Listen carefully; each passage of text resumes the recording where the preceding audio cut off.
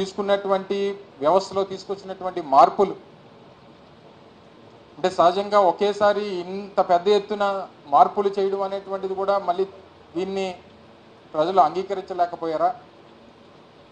అంటే ప్రభుత్వం గతంలో ఉన్నటువంటి ప్రభుత్వాల దగ్గరికి వెళ్ళి పనిచేసుకునేటువంటి పరిస్థితి దగ్గర నుంచి ప్రభుత్వాన్నే వారి కాళ్ళ దగ్గర తీసుకొని వచ్చి పెట్టడమే తప్పయిందా, లేదా ప్రతి పథకాన్ని వారి ఇంటి దగ్గర తీసుకొని వచ్చి చేర్చేటువంటి దాంట్లో అంత విజయవంతంగా చేర్చినప్పటికీ దాన్ని ప్రజలు అంగీకరించలేకపోయారా?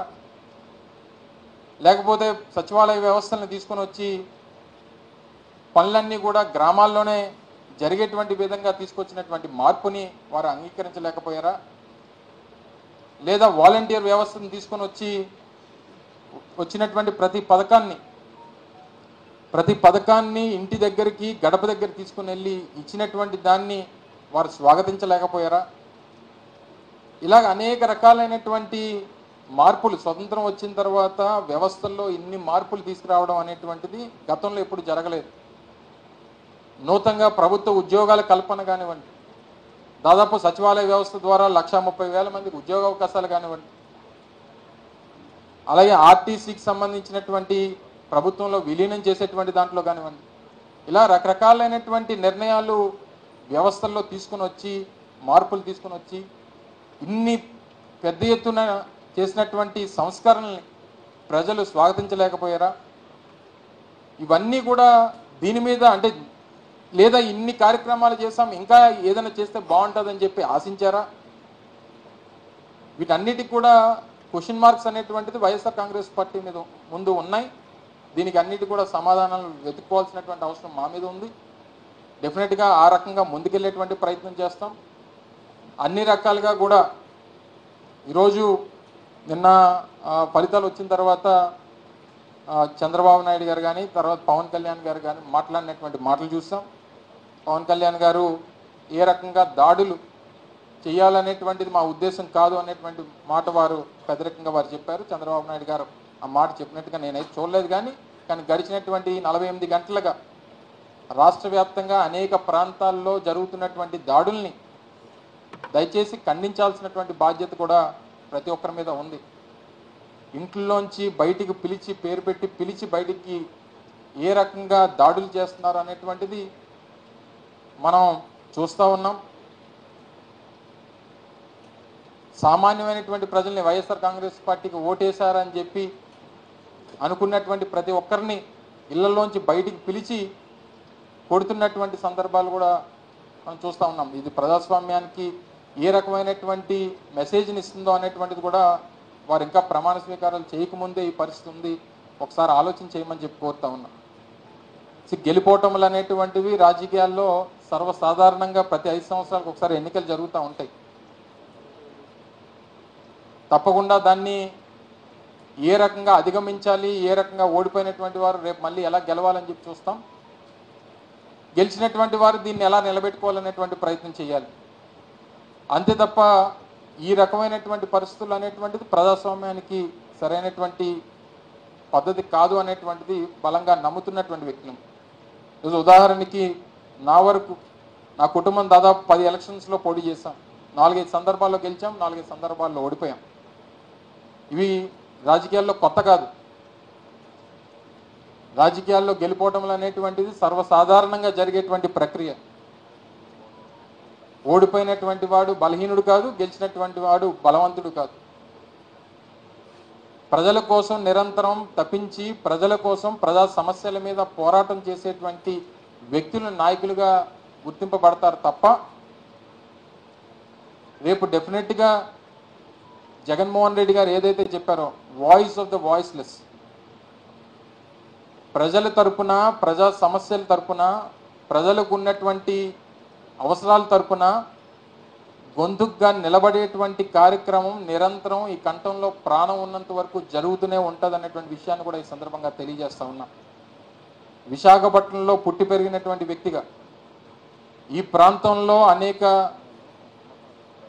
తరాలుగా 3 తరాలుగా ఈ ప్రాంతానికి సేవలు అందిస్తున్నటువంటి కుటుంబం నుంచి వచ్చినటువంటి వ్యక్తిగా గతంలో శాసనసభ్యులుగా, మంత్రులుగా, పార్లమెంట్ సభ్యులుగా పనిచేసినటువంటి కుటుంబాల నుంచి వచ్చినటువంటి వ్యక్తులుగా ఈ ప్రాంతంలో ఉన్నటువంటి ప్రతి సమస్య మీద, ఉమ్మడి విశాఖపట్నం జిల్లాలో ఉన్నటువంటి ప్రజలకు ఉన్నటువంటి ప్రతి అవసరం మీద వారికి డెఫినెట్గా ప్రభుత్వం ఏర్పాటు చేసేటువంటి అవకాశం వచ్చింది. డెఫినెట్గా 6 months 1 year అనేటువంటిది సామాన్యంగా వారు పనిచేసేటువంటి దానికి, వారు నిర్ణయాలు తీసుకునేటువంటి దానికి, వారు ఇచ్చినటువంటి హామీలు అమలు చేసేటువంటి దానికి డెఫినెట్గా ప్రతిపక్షంగా ఒక సమయం అనేటువంటిది అది మా బాధ్యత. రేపే అన్నీ చేయాలని చెప్పి అడిగేటువంటి అమాయకత్వం మాకు లేదు. సహజంగా వారు పని చేసేటువంటి దానికి సమయం ఇస్తాం. వారు ఇచ్చినటువంటి హామీలు నిలబెట్టుకునేటువంటి దానికి వేచి చూస్తాం. డెఫినెట్గా ప్రజలు ఏదైతే నమ్మి ఓటేశారో దాన్ని అమలు చేసుకునేటువంటి దాంట్లో ఏదన్నా లోటుపాట్లు ఉన్నప్పుడు డెఫినెట్గా వారి తరఫున మాట్లాడేటువంటి ప్రయత్నం, ఆ కార్యక్రమం కూడా మేము చేసేటువంటి బాధ్యత తీసుకుంటామని చెప్పి తెలియజేస్తూ ఉన్నాం. సో ఈ రకమైనటువంటి ప్రక్రియలో ఒక ప్రధానమైనటువంటి అంశం, ముఖ్యంగా వైఎస్ఆర్ కాంగ్రెస్ పార్టీకి చెందినటువంటి క్యాడర్లో, అంటే నా వరకు ప్రభుత్వంలో పనిచేసినటువంటి మంత్రిగా, శాసనసభ్యుడిగా ఇవన్నీ చేసినప్పటికీ, అంటే నా వరకు ఎన్నికల్లో కనిపించినటువంటి ఒక లోపం వైఎస్ఆర్ కాంగ్రెస్ పార్టీలో ఉన్నటువంటి కార్యకర్తలు. ఎందుకంటే వ్యవస్థలో తీసుకొచ్చినటువంటి మార్పుల్లో జగన్మోహన్ రెడ్డి గారు ముఖ్యమంత్రిగా వారు తీసుకున్నటువంటి నిర్ణయాలు, వ్యవస్థలో తీసుకొచ్చినటువంటి మార్పులు, ఈ సంస్కరణలో భాగంగా వైఎస్ఆర్ కాంగ్రెస్ పార్టీ కార్యకర్తల్ని వారికి ఇవ్వాల్సినటువంటి గౌరవం ఇవ్వలేకపోయామేమో అన్నటువంటి ఒక ఆలోచన నాకు వ్యక్తిగతంగా, నేను ఎన్నికల్లో ప్రచారం చేసినప్పుడు కానీ లేదా మంత్రి హోదాలో నేను పనిచేసినటువంటి సందర్భాల్లో కానీ కార్యకర్తలతో మాట్లాడినప్పుడు కానీ ఉన్నటువంటి మాట, రాష్ట్ర వ్యాప్తంగా ఉన్నటువంటి మాట వాస్తవం. కార్యకర్తల్ని, అంటే వాలంటీర్ వ్యవస్థ, సచివాలయ వ్యవస్థ, గ్రామాల్లో పారదర్శకత తీసుకురావాలి, పాలనలో పారదర్శకత తీసుకురావాలి, శాచురేషన్ పద్ధతిలో ప్రతి ఒక్కరికి మంచి చేయాలి. ఎక్కడ కూడా తెలుగుదేశమా లేకపోతే వైఎస్ఆర్ కాంగ్రెస్ పార్టీయా లేకపోతే ఇంకో పార్టీయా అనేటువంటి చూడకూడదు. అంటే ఒకవేళ మన పార్టీ నాయకులు అయితే ఆ పరిస్థితుల్ని దానికి ఏదన్నా తావిస్తారేమో అనేటువంటి ఒక ఆలోచనతో ముఖ్యమంత్రి గారు ఆ రోజు ఈ వ్యవస్థను తీసుకొచ్చి మార్పులు తీసుకొచ్చేటువంటి క్రమంలో వైఎస్ఆర్ కాంగ్రెస్ పార్టీ కార్యకర్తలను కాస్త నెగ్లెక్ట్ చేశాం అనేటువంటి మాటను అంగీకరించాల్సినటువంటి అవసరం ఉంది. వ్యవస్థల్లో మార్పులు తీసుకొచ్చేటువంటి దాంట్లో నాయకత్వాన్నో కార్యకర్తలను నెగ్లెక్ట్ చేయాలనేటువంటి ఉద్దేశం కాదు. ఈరోజు ఉదాహరణకి ఒక పెన్షన్ ఇవ్వాలన్నా, ఒక రేషన్ కార్డు ఇవ్వాలన్నా, లేదా ఒక ఇళ్ల పట్టా ఇవ్వాలన్నా, లేదా ఇంకొక పథకం ఇవ్వాలన్నా ఆ గ్రామాల్లో ఉన్నటువంటి సచివాలయం దగ్గరకో వాలంటీర్ దగ్గరకు వెళ్ళేటువంటి పరిస్థితి ప్రభుత్వంగా మేము తీసుకొచ్చాం తప్ప సహజంగా కార్యకర్తల్ని బలోపేతం చేసేటువంటి దానికి ఇవన్నీ కూడా దూరం అయిపోయాయి. ఎందుకంటే పూర్వం రోజుల్లో ఒక పెన్షన్ కావాలన్నా, ఒక రేషన్ కార్డు కావాలన్నా, ఒక పథకం కావాలన్నా, ఒక ఇళ్లపట్ట కావాలన్నా గ్రామాల్లో ఉన్నటువంటి నాయకత్వం దగ్గరికి వచ్చేవారు ప్రజలు, గ్రామాల్లో ఉన్నటువంటి నాయకుల దగ్గరికి వచ్చేవారు. కానీ జగన్మోహన్ రెడ్డి గారు తీసుకొచ్చినటువంటి సంస్కరణలో భాగంగా సచివాలయం దగ్గరకో వాలంటీర్ దగ్గరకు వెళ్ళేటువంటి పరిస్థితి తీసుకొని వచ్చాం. తద్వారా గ్రామాల్లో ఉన్నటువంటి నాయకత్వం కాస్త వీకెన్ అయింది అనేటువంటిది గ్రౌండ్ లెవెల్లో ఉన్నటువంటి వ్యక్తిగా డెఫినెట్గా నేనైతే దాన్ని పూర్తిగా నమ్ముతాను. సో డెఫినెట్గా కార్యకర్తల తాలూకా, ఎందుకంటే 2019లో వైఎస్ఆర్ కాంగ్రెస్ పార్టీ గెలవడానికి 2009లో రాజశేఖర రెడ్డి గారు మరణించిన తర్వాత 10 సంవత్సరాల పాటు ప్రజల్లో పోరాటం చేసి అనేక ఇబ్బందుల్ని ఎదుర్కొని 10 సంవత్సరాల్లో పార్టీని ఈ స్థాయికి తీసుకుని వచ్చి 2019లో ఒక గొప్ప మెజారిటీతో జగన్మోహన్ రెడ్డి గారు అధికారంలోకి వచ్చినటువంటి దానికి కారకులైనటువంటి వారు, పునాదులైనటువంటి వారు. డెఫినెట్గా ఆ కార్యకర్త, వైఎస్ఆర్ కాంగ్రెస్ పార్టీ కార్యకర్తలు ఏ రకంగా పార్టీకి పునాదులుగా ఉన్నటువంటి వారిని మనం తీసుకున్నటువంటి నిర్ణయాలు డెఫినెట్గా ప్రజాస్వామ్యంలో ప్రజలకి మంచి చేయాలనేటువంటి ఉద్దేశంతో జగన్మోహన్ రెడ్డి గారు చేశారు.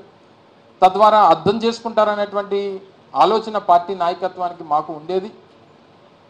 కానీ దాన్ని డెఫినెట్గా వారు అనుకున్నటువంటి దానికి రీచ్ అవ్వలేకపోయాం అనేటువంటిది కూడా బలంగా నేను నమ్ముతా ఉన్నా. సో దాన్ని ఏ రకంగా ఓవర్కమ్ చేయాలనేటువంటి దాంట్లో కూడా పార్టీ పూర్తి స్థాయిలో పెద్దలు జగన్మోహన్ రెడ్డి గారితో కలిసి కూర్చొని ఏ రకంగా దాన్ని ఓవర్కమ్ చేయాలనేటువంటి ప్రయత్నం కూడా పూర్తి స్థాయిలో చేస్తాం.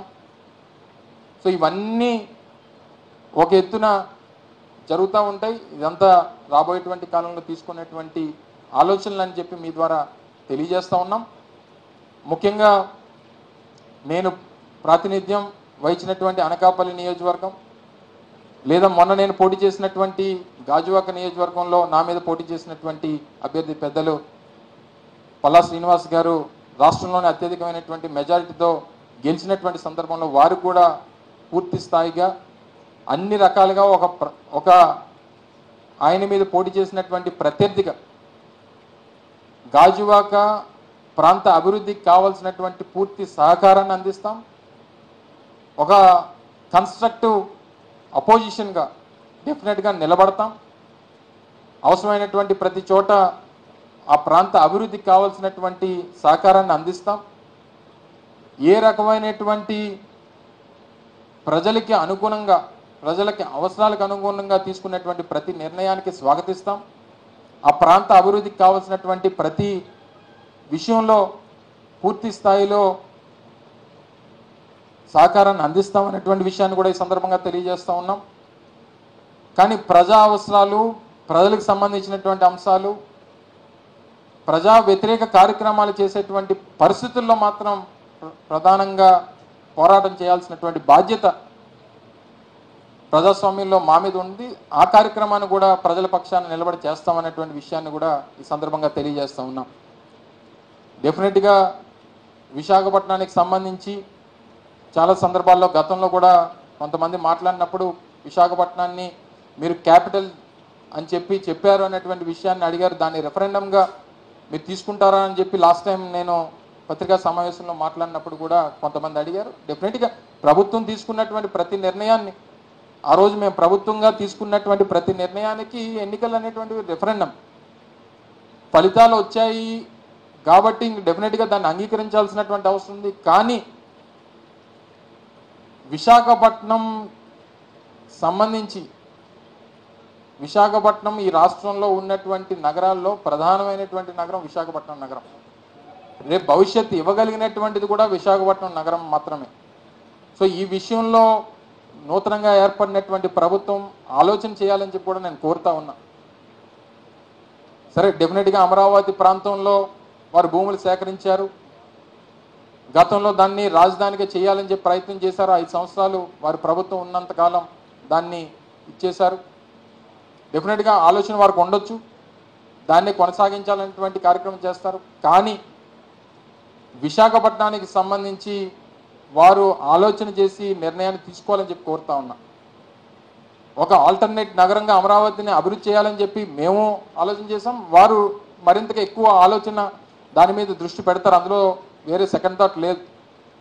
కానీ ఈ విషయంలో మాత్రం వారు ఆలోచన చేయాలని చెప్పి కోరుతా ఉన్నా. విశాఖపట్నం నగరానికి ఉన్నటువంటి స్ట్రెంగ్స్, విశాఖపట్నం నగరానికి ఉన్నటువంటి అవకాశాలు మొన్న గతంలో నూతనంగా ఏర్పడినటువంటి నూతనంగా ఎన్నికైనటువంటి పార్లమెంట్ సభ్యులు భరత్ గారు కూడా వారు మాటల్లో చెప్పడం మనందరం కూడా చూసాం. సో ఇవన్నీ కూడా వారు ఆలోచన చేయాలని చెప్పి కోరుతా ఉన్నా. వీటన్నిటికన్నా మించి మేము ప్రారంభించినటువంటి ఏవైతే కొన్ని ప్రధానమైనటువంటి ప్రాజెక్టులు, ముఖ్యంగా నేను పరిశ్రమల శాఖ మంత్రిగా గౌరవ ముఖ్యమంత్రి ఆ రోజు జగన్మోహన్ రెడ్డి గారి నేతృత్వంలో పునాదులు వేసినటువంటి రామాయపట్నం పోర్టు కానీ, లేదా మచిలీపట్నం పోర్టు బందర్ పోర్టు కానీ, లేదా మూలపేట పోర్టు కానీ, రామాయపట్నం పోర్టు ఇప్పటికే పూర్తి చేసుకొని 190% పనులు పూర్తి చేసుకొని ప్రారంభానికి సిద్ధంగా ఉంది. మచిలీపట్నం పోర్టు పెద్ద ఎత్తున పనులు జరుగుతూ ఉన్నాయి. మూలపేట శ్రీకాకుళంలో నిర్మిస్తున్నటువంటి పోర్టు కూడా పెద్ద ఎత్తున పనులు జరుగుతూ ఉన్నాయి. భోగాపురం ఇంటర్నేషనల్ ఎయిర్పోర్టు రన్వే పనులతో పాటు టెర్మినల్ బిల్డింగ్ పనులు ఇప్పటికే దాదాపు 30-40% పూర్తయినటువంటి పరిస్థితులు ఉన్నాయి. వీటన్నిటిని కూడా త్వరితగతిన పూర్తి చేసి ఈ ప్రాంత రాష్ట్ర ప్రజలకి త్వరితగతిన అందుబాటులో తీసుకుని వచ్చి ఉపయోగపడేటువంటి దిశగా కొత్త ప్రభుత్వం పనిచేస్తుందని చెప్పి పూర్తి స్థాయిలో ఆశిస్తూ నూతనంగా ఏర్పడినటువంటి ప్రభుత్వానికి హృదయపూర్వకంగా వారికి అభినందనలు, శుభాకాంక్షలు. నూతనంగా ఎన్నికైనటువంటి శాసనసభ్యులకి, పార్లమెంట్ సభ్యులకి వారికి కూడా శుభాకాంక్షలు, అభినందనలు తెలియజేసుకుంటూ ఈ అవకాశం కల్పించినటువంటి పెద్దలందరికీ, గత 5 సంవత్సరాలు పనిచేసేటువంటి దానికి అవకాశం కల్పించినటువంటి ప్రజలకు, రానున్నటువంటి కాలంలో ప్రజల పక్షాన పోరాటం చేసేటువంటి బాధ్యత తీసుకుంటామని చెప్పి కూడా ఈ సందర్భంగా మరొకసారి మీ ద్వారా తెలియజేసుకుంటూ సెలవు తీసుకుంటా ఉన్నా. Thank you.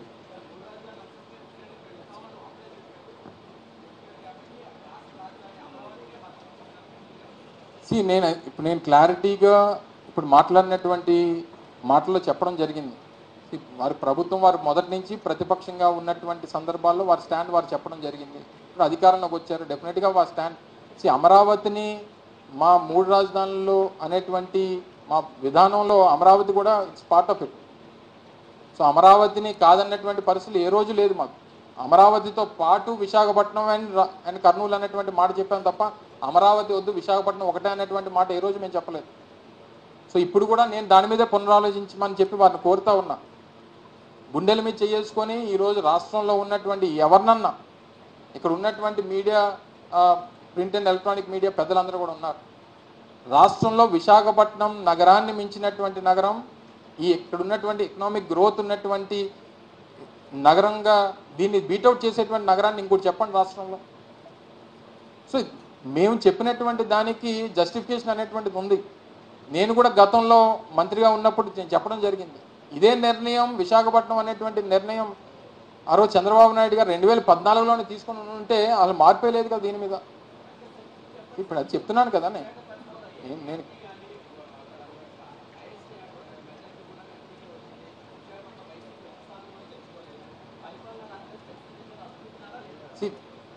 ఉన్నటువంటి దాంట్లో అన్నీ, ఇందులో పార్ట్ ఆఫ్ ఓన్లీ విశాఖపట్నం కాదు, రాష్ట్ర వ్యాప్తంగా తీసుకున్నటువంటి నిర్ణయాలు, రాష్ట్ర వ్యాప్తంగా ప్రజలు ఇచ్చినటువంటి తీర్పు అంగీకరించాల్సినటువంటి బాధ్యత వైఎస్ఆర్ కాంగ్రెస్ పార్టీ మీద ఉంది. సో ఇందులోని మీరు ఇది తీసుకున్నారా అంటే మేము తీసుకొచ్చినటువంటి వాలంటీర్ వ్యవస్థని తిరస్కరించినట్ట, లేకపోతే అది బాగాలేదన్నట్ట, లేకపోతే ఇంకొక నిర్ణయాన్ని బాగాలేదన్నట్ట. సో అన్నీ ఇన్ని రకాలుగా ఉన్నటువంటి నిర్ణయాలు చేసినటువంటి ఒక నిర్ణయాన్ని యాక్సెప్ట్ చేసి ఉండొచ్చు, ఒక నిర్ణయాన్ని యాక్సెప్ట్ చేయకపోయి ఉండొచ్చు. కానీ వన్స్ ఈ ఫలితాలు వచ్చిన తర్వాత దానికి మేము బాధ్యత తీసుకున్నాం. ఏదేమైనప్పటికీ ఇప్పుడు వారు తీసుకున్నటువంటి నిర్ణయాలని రానటువంటి కాలంలో ప్రభుత్వంగా వారు తీసుకున్నటువంటి నిర్ణయాలు పార్టీగా మేము ప్రజల తరపున సమీక్షించుకొని మేము చెప్పాల్సినటువంటి విషయాలు, మేము ఏ రోజన్నా ఏదైనా మాట్లాడామంటే వారు మాట్లాడినటువంటి దానికి నేను సమాధానం చెప్పాను తప్ప మేము ఏ రోజు కూడా కావాలని చెప్పి మాట్లాడడమో లేకపోతే వారు తీసుకున్నారు కాబట్టి మేము దాన్ని వ్యతిరేకించాలనేటువంటి పరిస్థితి ఏ రోజు లేదన్నటువంటి విషయాన్ని కూడా తెలియజేస్తాను.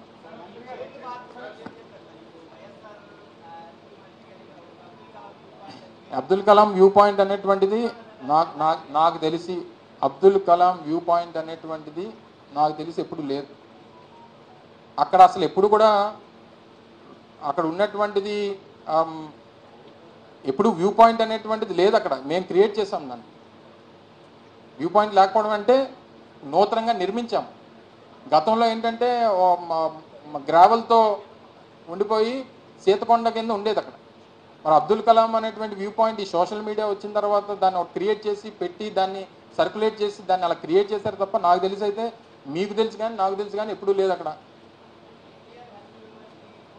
సరే ఇప్పుడు ఏం తీసుకున్నా ఏం చేసినా దాన్ని, అలాగే కృష్ణా జిల్లాకి ఎన్టీ రామారావు గారి పేరు పెట్టాం, తీసేయమనండి. కృష్ణా జిల్లాకి ఎన్టీ రామారావు గారి పేరు పెట్టాం కదా, ఎన్టీఆర్ జిల్లాగా నామకరణం చేసి మార్చేమనండి. అందుకనే చెప్తున్నాం బాబు, ఇప్పుడు ఉన్నటువంటి ప్రతి నిర్ణయాల్లో కొన్ని మంచి ఉన్నాయి, ప్రజల దృష్టిలో కొన్ని చెడు ఉన్నాయి, వీటన్నిటికీ సంబంధించినటువంటి ఫలితాలు వచ్చాయి. సో దీన్ని ఏ రకంగా సమీక్షించుకోవాలనేటువంటి సమీక్షించుకుంటాం. డెఫినెట్గా రానటువంటి కాలంలో మా పాత్ర ఏం చేయాలనేటువంటిది మేము పోషిస్తాం. డెఫినెట్గా ప్రజల పక్షాన నిలబడతాం.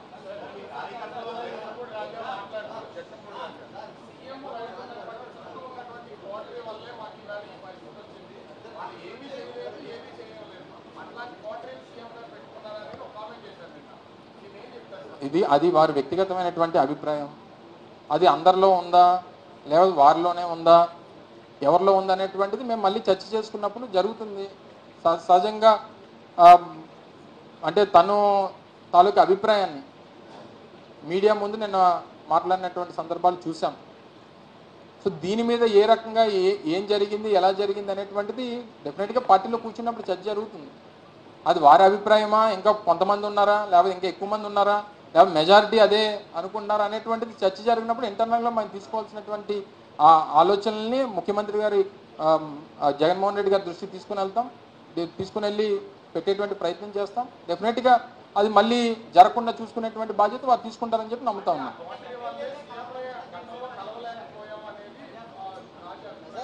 ఇప్పుడు ఈ ఫలితాలు వచ్చిన తర్వాత ఈ రకమైనటువంటి మాటలు డెఫినెట్గా వస్తాయి.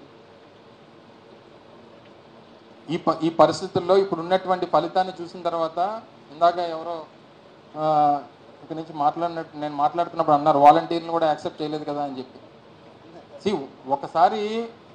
ఒకసారి ఈ ఫలితాలు వచ్చిన తర్వాత అందరికీ చులకన.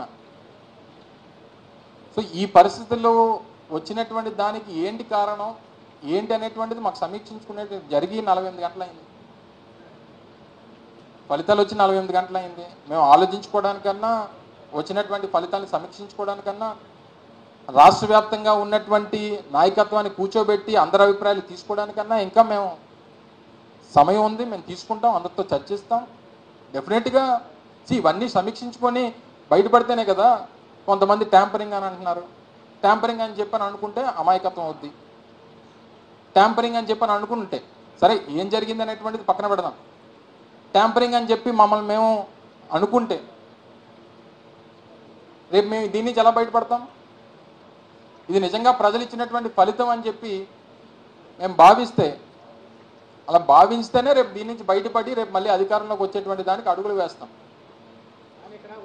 సో చెప్పండి.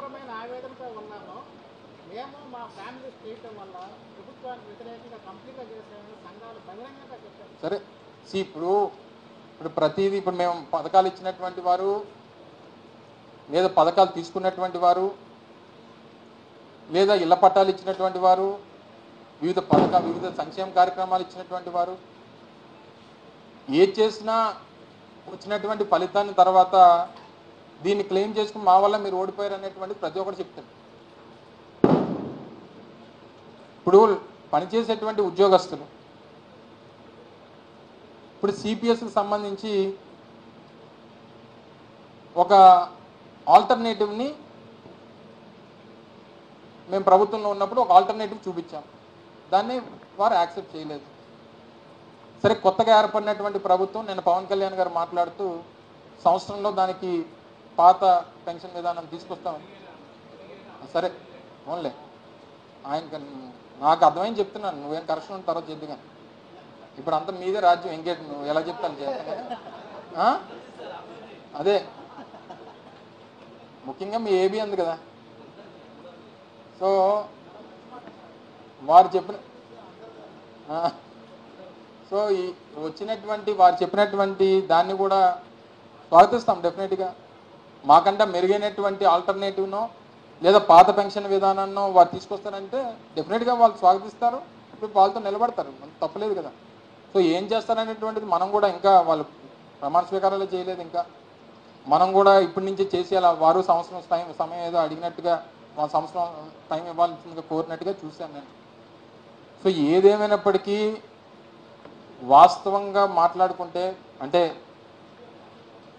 పచ్చిగా మాట్లాడుకుంటే జనానికి ప్రజలకి ఏం కావాలనేటువంటి దాన్ని కానీ ప్రజల తాలూకు సాటిస్ఫాక్షన్ లెవెల్స్కి చేరడం అనేటువంటిది ఏ నాయకుడి వల్ల సాధ్యం కాదనేటువంటిది అర్థమైంది. ఏం చేస్తే సాటిస్ఫై అవుతారనేటువంటి దాంట్లో కూడా ఈరోజు ఇన్ని చేసిన తర్వాత చెప్పినటువంటి ప్రతి హామీని నిలబెట్టుకున్న తర్వాత సరే మీరు అన్నట్టు 1 or 2 ఇష్యూస్ ఏదన్నా ఉన్నా ఈ స్థాయిలో నిలబెట్టుకున్న తర్వాత కూడా వారిని ఏ రకంగా మనం సాటిస్ఫై చేయలేకపోయాం అనేటువంటిది ఫలితాల్లో అర్థమవుతా ఉంది. సో దీన్ని ఏ రకంగా ఓవర్కమ్ చేయాలనేటువంటి దాని మీద ఏ రకంగా దీన్ని ఏ రకం పాసిఫై చేయాలి, ఏ రకం కరెక్ట్ చేసుకోవాలనేటువంటి దాని మీద డెఫినెట్గా సమీక్ష జరుగుతుంది. అది గవర్నమెంట్ ఉద్యోగస్తుల లేకపోతే ఇంకొక వర్గం అనేటువంటిది డెఫినెట్గా దీని మీద అందరూ కలిసి మాట్లాడుకొని నిర్ణయాలు తీసుకుంటాం.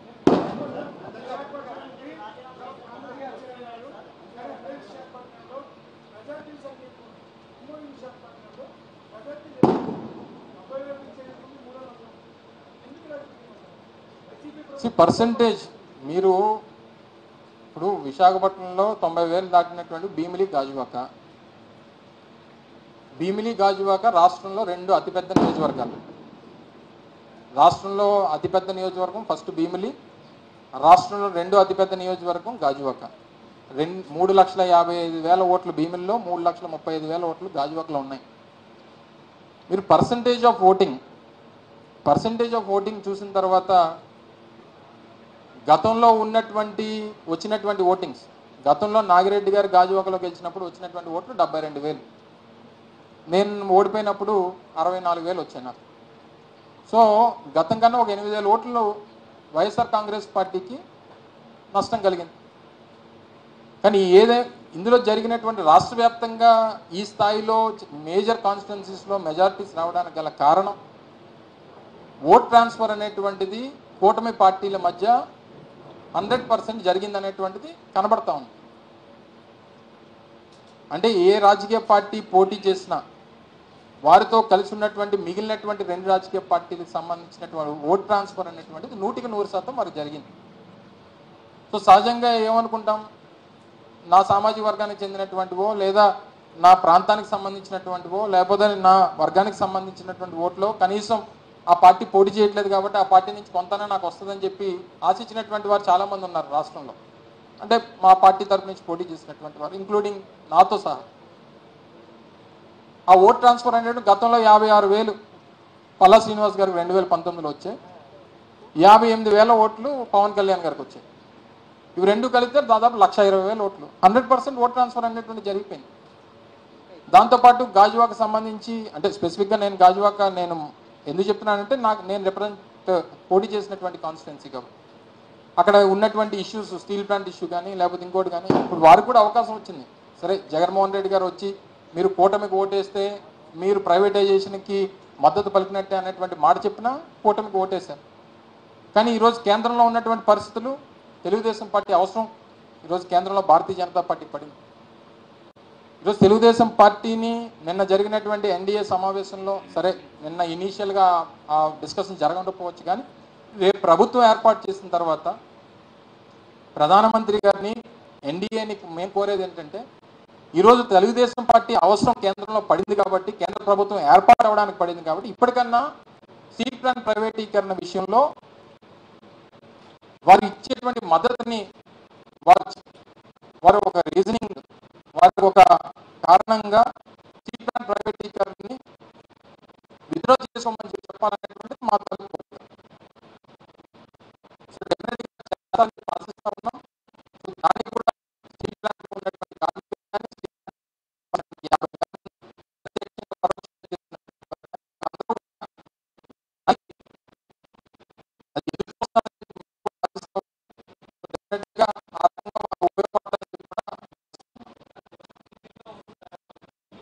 ఎప్పుడు వచ్చినా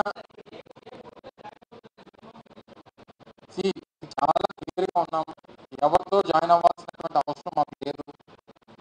మా 40% ఓట్ షేర్ ఇప్పటికీ కూడా వైఎస్ఆర్ కాంగ్రెస్ పార్టీకి చెదరకుండా మా 40% ఓట్ షేర్ మాకు ఉంది.